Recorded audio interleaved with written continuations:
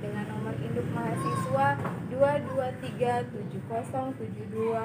2237072000498. Pada hari ini, hari Selasa tanggal 15 Desember 2020, saya akan melakukan praktik mengajar di kelas 5 dengan tema 5 ekosistem, subtema 3 keseimbangan ekosistem.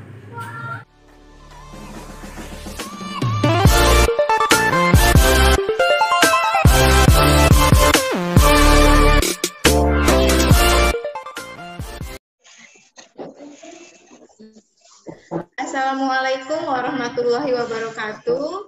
Waalaikumsalam warahmatullahi wabarakatuh. Apa kabar hari ini anak-anak? Baik. Nah, sebelum kita mulai pembelajaran, kita bersama-sama membaca doa mau belajar. Ya. Berdoa. Mulai.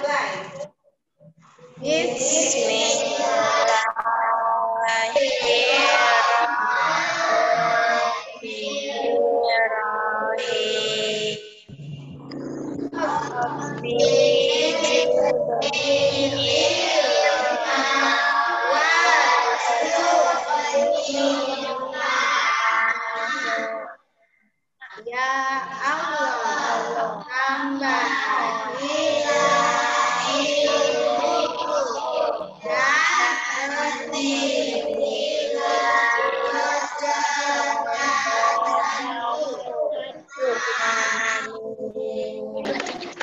ya, Ibu harap kalian semangat untuk belajar,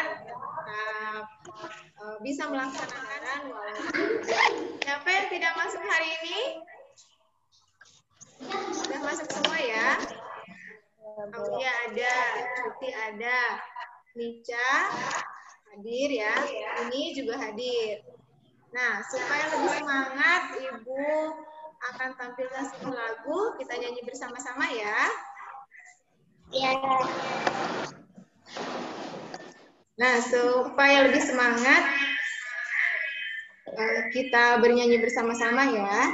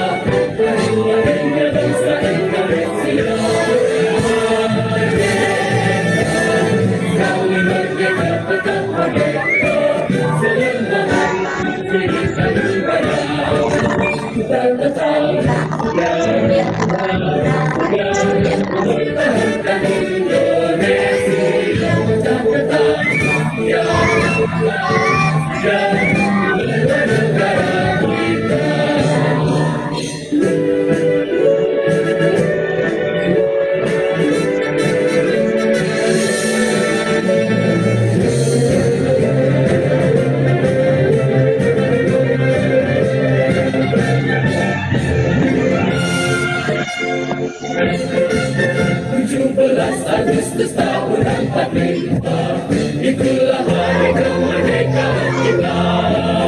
Hari merdeka, nusa dan bangsa, hari lahirnya bangsa Indonesia. Merdeka, saling merdeka tetap merdeka, selama hayat didirikan ada. Tetap sejauh yang bertahankan Indonesia.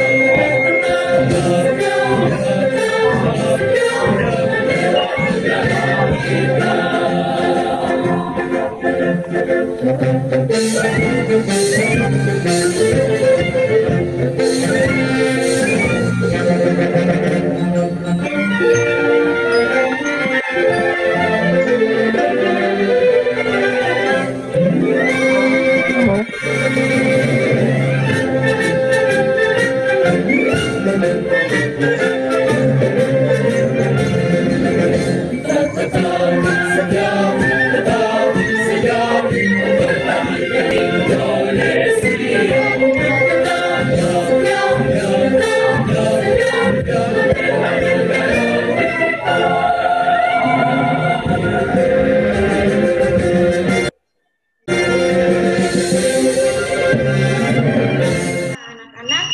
ini kita belajar tentang tema 5 ekosistem, subtema 3 keseimbangan ekosistem. Sebelumnya kita sudah belajar tentang komponen ekosistem dan hubungan antara hidup dalam ekosistem. Ya. Tujuan pembelajaran kita hari ini adalah dapat menentukan pokok pikiran secara tepat. Peserta didik dapat membuat buklet secara jelas dan akurat. Peserta didik dapat merancang dan memilih warna wajah topeng secara rapi. Nah, kita saksikan video pembelajarannya ya.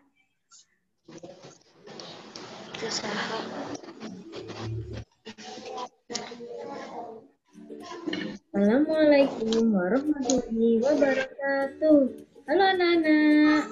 Hari ini kita akan belajar tentang pengaruh kegiatan manusia terhadap keseimbangan ekosistem. Tema 5, subtema 3.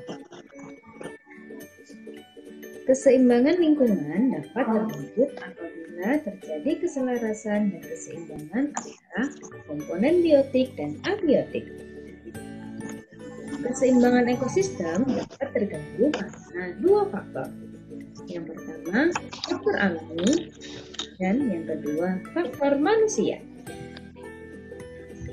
Faktor alami yang menyebabkan perubahan keseimbangan lingkungan adalah peristiwa alam. Peristiwa alam yang menimbulkan bencana disebut dengan bencana alam. Bencana alam meliputi letusan gunung berapi, banjir, tanah longsor, kebakaran hutan, badai, dan tsunami. Bencana alam tersebut dapat mengakibatkan terputusnya rantai makanan. Faktor manusia. Beberapa kegiatan manusia biasanya dilakukan untuk memenuhi kebutuhan hidupnya. Nah, kegiatan ini bisa mempengaruhi keseimbangan ekosistem secara langsung. Kegiatan tersebut antara lain yaitu penebangan pohon. Penebangan pohon ini bisa merusak ekosistem hutan dan menghilangkan fungsi tumbuhan sebagai penahan air dan penghasil oksigen. Kemudian yang kedua, pembakaran hutan. Kegiatan pembakaran hutan ini berakibat terbunuhnya berbagai jenis organisme hutan yang berperan untuk mempertahankan ekosistem. Kemudian, perburuan hewan dan penangkapan satwa langka dan dilindungi. Kegiatan ini berakibat terganggunya rantai makanan dan jaring makanan, serta punahnya beberapa jenis satwa. Berikutnya yaitu pemakaian pupuk buatan secara berlebihan. Kegiatan ini dapat merusak tanah, tempat sumber makanan, dan tempat tinggal berbagai jenis organisme. Selain itu, akan membunuh hewan-hewan selain hama yang mempengaruhi keseimbangan ekosistem. Kemudian ada pembuangan sampah dan limbah sembarangan. Kegiatan ini mengakibatkan pencemaran lingkungan yang berakibat fatal untuk komponen-komponen ekosistem yang ada di dalamnya. Nah, berbagai jenis kegiatan manusia lainnya yaitu bisa mengakibatkan pencemaran air, tanah, dan udara yang dapat menyebabkan terganggunya keseimbangan ekosistem. Kira-kira ada yang tahu mengapa manusia mempunyai andil besar terhadap keseimbangan ekosistem? Karena setiap kegiatan yang dilakukan oleh manusia berpengaruh pada keseimbangan ekosistem. Kegiatan-kegiatan tersebut sudah kita bahas sebelumnya. Itu tadi materi yang bisa Bu Enda sampaikan. Terima kasih. Sampai jumpa di pembelajaran selanjutnya. Assalamualaikum warahmatullahi wabarakatuh. Ya, baiklah anak-anak. Dari penjelasan tadi yang ada dalam video, ada 2 faktor yang mempengaruhi keseimbangan ekosistem, ya. Yang pertama, faktor apa? Iya, faktor alam. Ya. Faktor perilaku manusia ya. Kalau yang alam itu secara alami, tidak bisa dirubah oleh kita. Tapi yang perilaku manusia itu dipengaruhi oleh perilaku kita sehari-hari. Nah,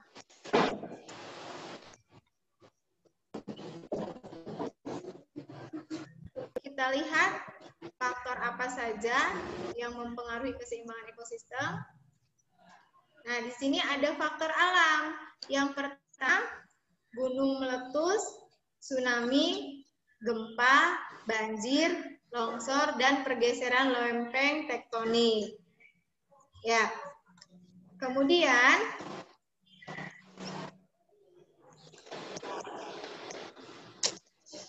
faktor yang kedua itu faktor perilaku manusia. Faktor perilaku manusia inilah yang dilakukan oleh manusia yang dapat mempengaruhi keseimbangan ekosistem. Yang pertama, penebangan liar, yaitu menebang pohon di hutan secara liar. Ya.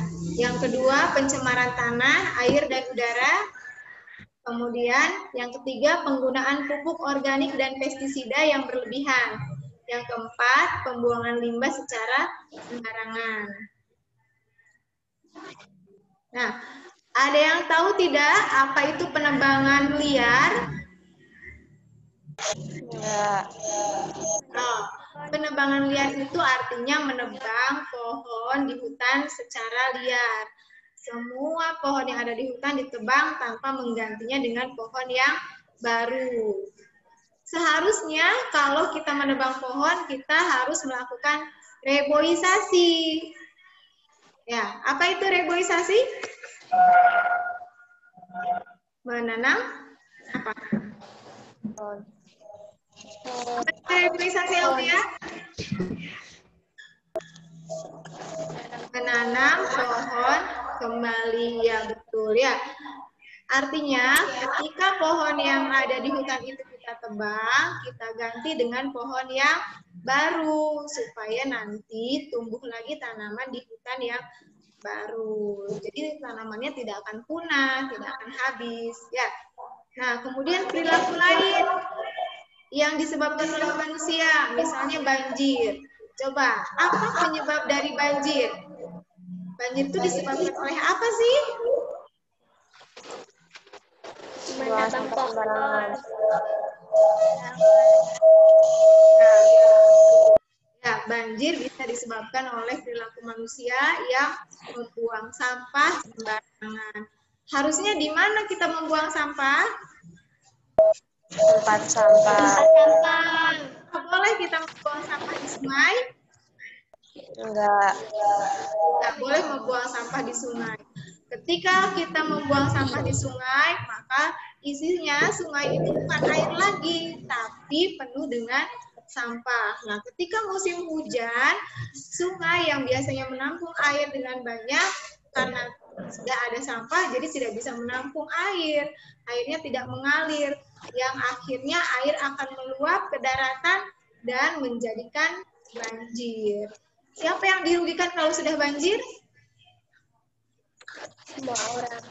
Iya, semua orang. Siapa saja yang ada di sekitar sungai tersebut. Bahkan yang rumahnya jauh dari sungai pun bisa terkena banjir. Ya, itulah sebabnya kita harus bisa menjaga keseimbangan ekosistem. Perilaku kita sebagai manusia tidak boleh sembarangan terhadap lingkungan.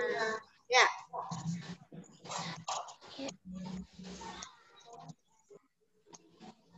Nah, Ibu punya tugas untuk kalian. Ya, kalian kerjakan dengan teman kalian.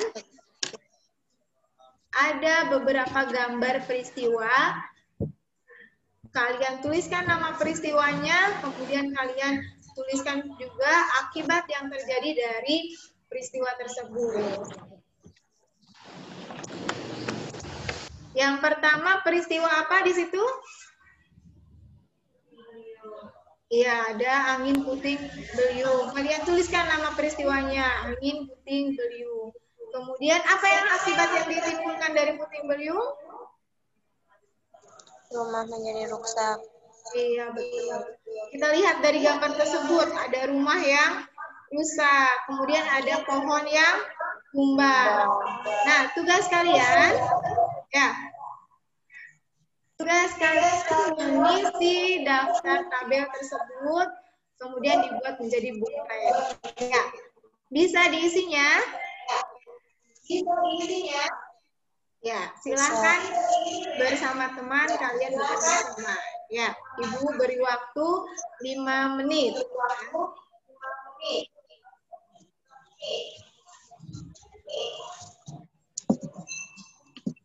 Silakan ditulis faktor apa saja yang ada pada gambar tersebut. Kalau gambarnya tidak jelas, silakan boleh tanya ke Ibu ya.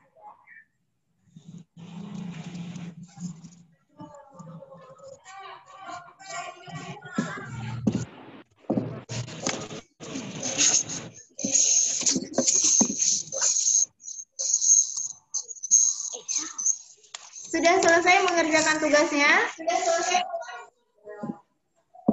Sudah. Ya, tolong bacakan kelompok 1, nama peristiwanya apa saja, kemudian akibat yang ditimbulkannya apa saja. Kelompoknya siapa dulu?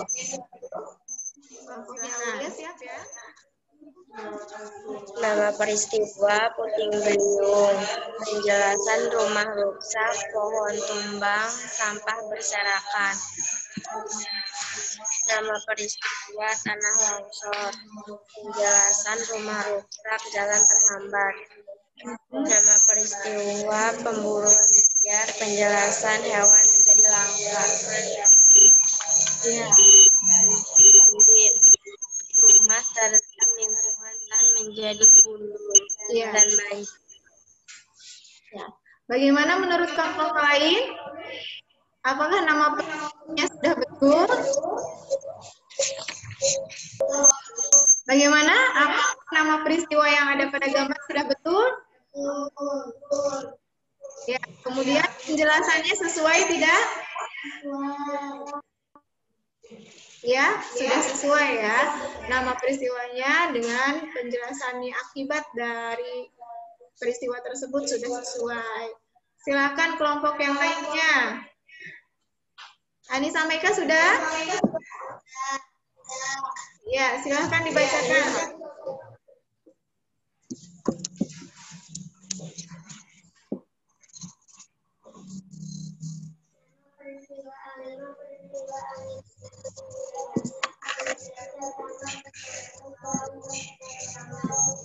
Ya. Iya, betul. Semuanya sudah betul. Semuanya sudah diisi dengan betul. Nama peristiwanya yang pertama tadi apa? Angin puting beliung. Kemudian akibat yang ditimbulkannya rumah menjadi roboh, ya. Pohon juga menjadi tumbang, sampah berserakan. Ya, sudah betul. Berarti kalian sudah tahu ya, apa akibat yang ditimbulkan dari peristiwa-peristiwa tersebut.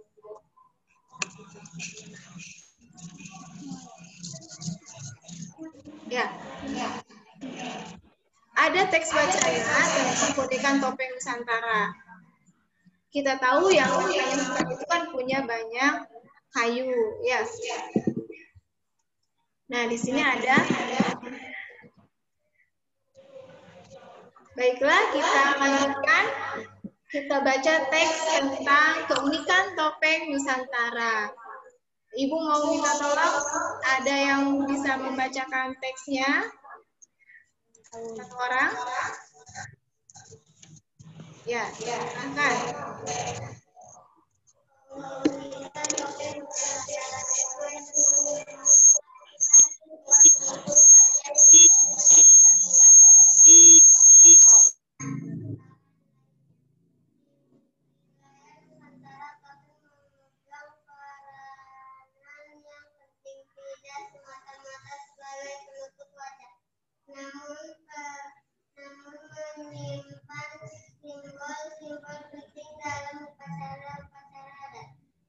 stop.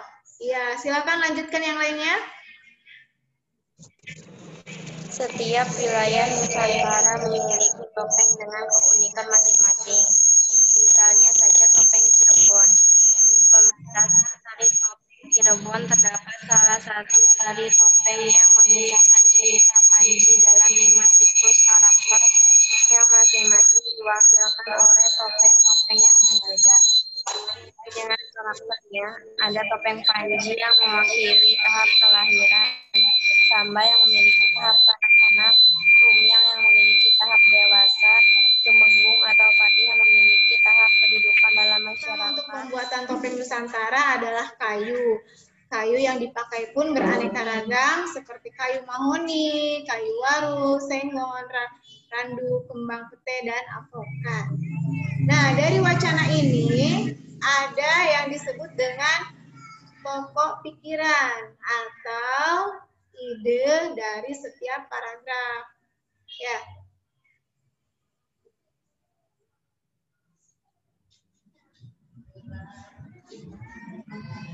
Apakah itu ide pokok? Ide pokok adalah masalah utama yang dibahas dalam suatu paragraf.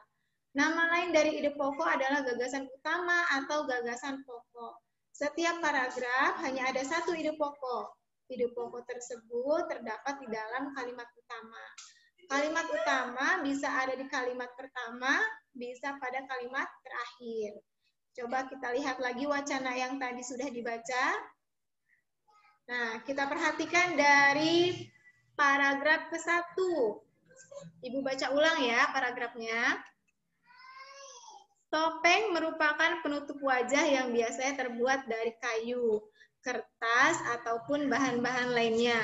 Di wilayah Nusantara, topeng memegang peran yang penting. Tidak semata-mata sebagai penutup wajah, namun menyimpan simbol-simbol penting dalam upacara-upacara adat. Nah, dari paragraf ke-1 ini, coba lihat, perhatikan, mana yang menjadi ide pokoknya. Coba dibacakan yang sudah tahu. Topeng merupakan penutup wajah yang biasa terbuat dari kayu, kertas, ataupun bahan-bahan lainnya. Oh iya, betul. Berarti pokok pikiran dari dari paragraf ke-1 ini adanya di kalimat awal ya, di kalimat pertama, yaitu topeng merupakan wajah yang biasanya terbuat dari kayu, kertas, ataupun bahan-bahan lainnya. Ini kalimat utamanya. Nah, dari paragraf kedua, coba kita lihat.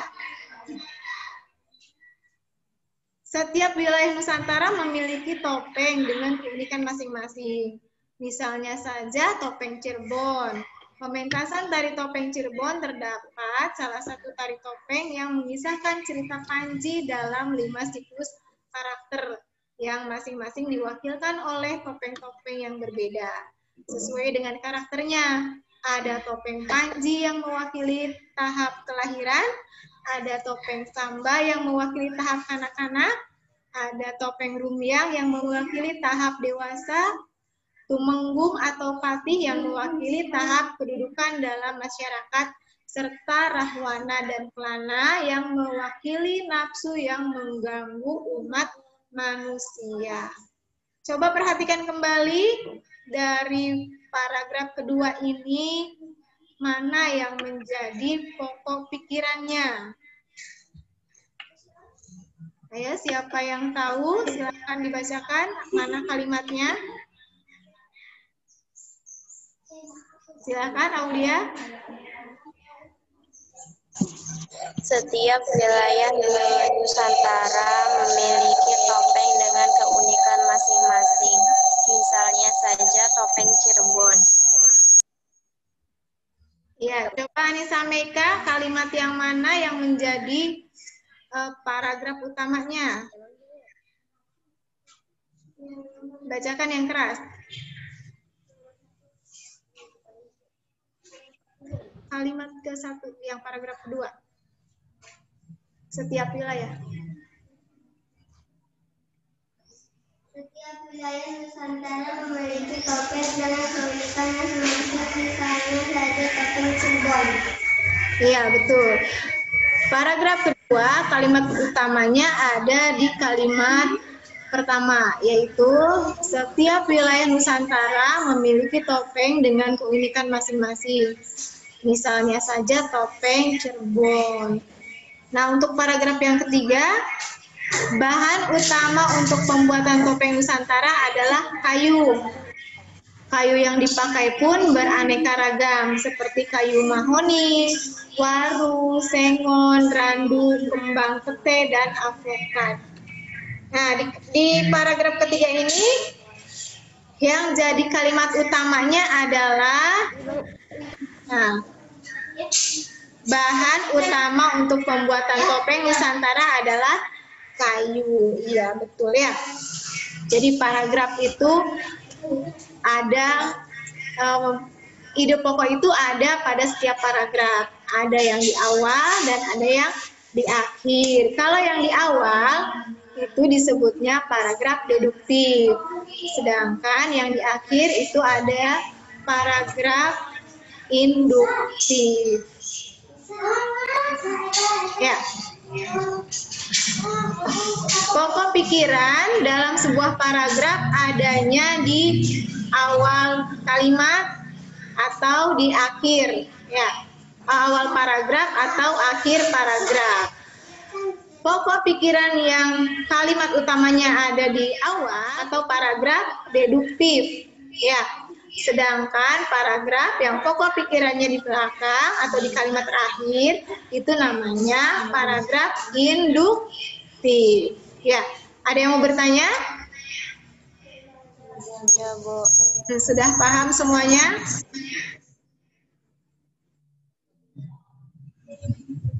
Ya.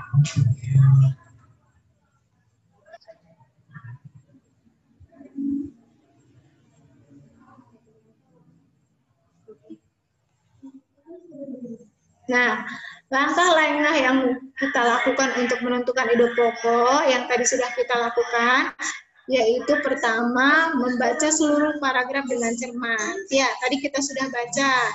Kemudian perhatikan kalimat pertama hingga akhir. Kita sudah perhatikan tadi. Nah, kemudian baca kalimat demi kalimat sampai kamu menemukan ide pokok paragraf. Yang keempat, tandai ide pokok tiap paragraf. Tandai info penting dalam tiap paragraf. Ini ya. Kalau sudah melakukan langkah-langkah ini, maka kita bisa menentukan pokok pikirannya. Seperti tadi yang sudah kita lakukan. Bagaimana pembelajaran hari ini? Sudah paham semua? Sudah. Ya. Nah, dari awal sampai akhir kita sudah melakukan pembelajaran. Yang pertama kita bahas tadi apa? Tentang faktor yang mempengaruhi keseimbangan ekosistem. Ada berapa faktor tadi? 2. Yang pertama faktor alami. Yang kedua faktor apa? Perilaku manusia. Ya, betul. Faktor alami contohnya adalah gunung meletus, ya, kemudian tanah longsor, gempa bumi. Nah, kemudian faktor perilaku manusia contohnya apa saja? Penebangan hutan secara liar, kemudian membuang sampah sembarangan, ya. Kemudian pemburuan liar, nah, itu yang dilakukan oleh manusia yang dapat merusak ekosistem. Kemudian kita juga sudah belajar tentang pokok pikiran, yaitu ide pokok atau gagasan utama pada sebuah paragraf. Nah, Ibu beri tugas untuk di rumah ya. Ibu kirimkan LKPD dan evaluasi. Kemudian ada juga tugas untuk mewarnai topeng. Ya, kalian buat dengan rapi, nanti dikumpulkan. Nah, bagaimana pembelajaran hari ini? Apakah cukup menyenangkan? Menyenangkan. Dari pembelajaran ini kita tahu faktor-faktor apa saja yang berpengaruh kepada lingkungan. Nah, setelah sadar bahwa ada perilaku yang dapat merusak lingkungan, maka kita harus berusaha untuk menjaga lingkungan dengan baik. Ya, selesai. Supaya kalian lebih semangat dalam mengerjakan tugas, yuk kita nyanyi dulu bersama-sama. Kita nyanyikan lagu Hari Kemerdekaan dengan semangat. Ya, siap? 1, 2, 3. 17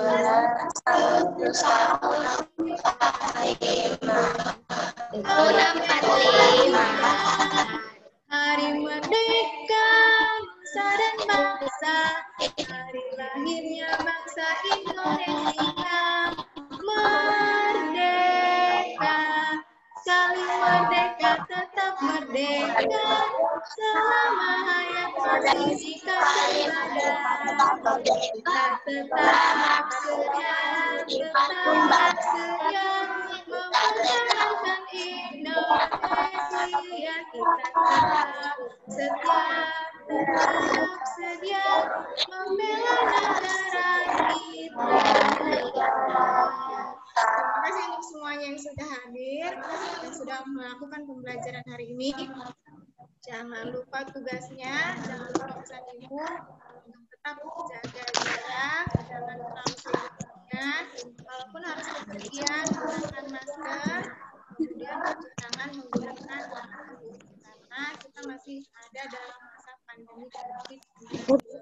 Ya, sebelum kita tutup pembelajarannya, mari kita berdoa bersama-sama dengan membaca Wal Asri.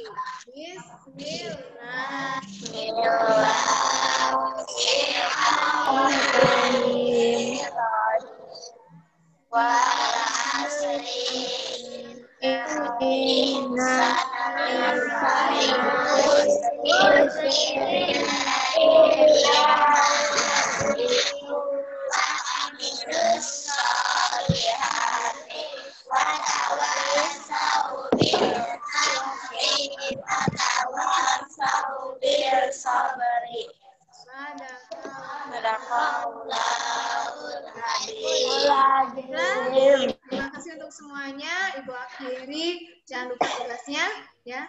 Ibu akhiri, wassalamualaikum warahmatullahi wabarakatuh. Waalaikumsalam warahmatullahi wabarakatuh.